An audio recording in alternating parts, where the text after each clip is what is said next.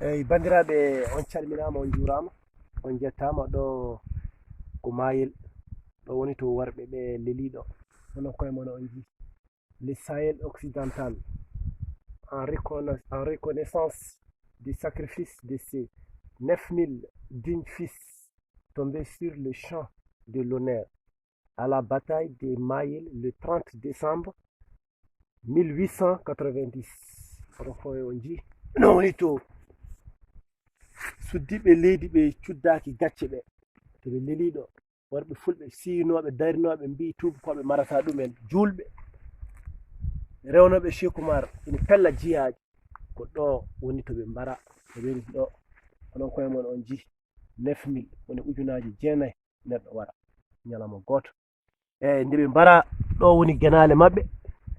onon koye mon on ji ɗiɗo guri kaaje ɗiɗo koye genale maɓɓe gonɗen, ko hakkude ɗo ɓe gubba.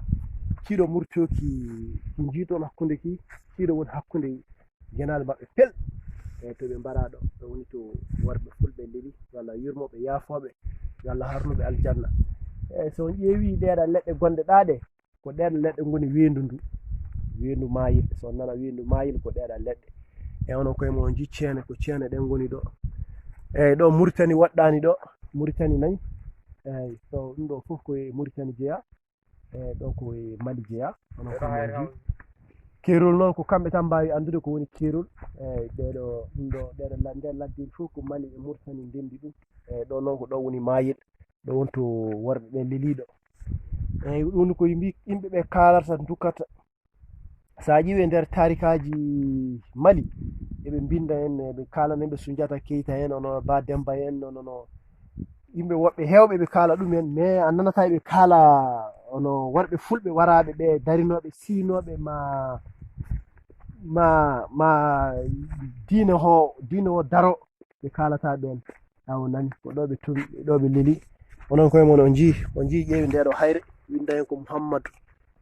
on ji kawɗe Allah ɗum ɗo fofine ɗo, ɗeɗo kawɗe Allah fofine ɗo, kono no a yiyata a nanata e tarikaji. ɗum ɗo amin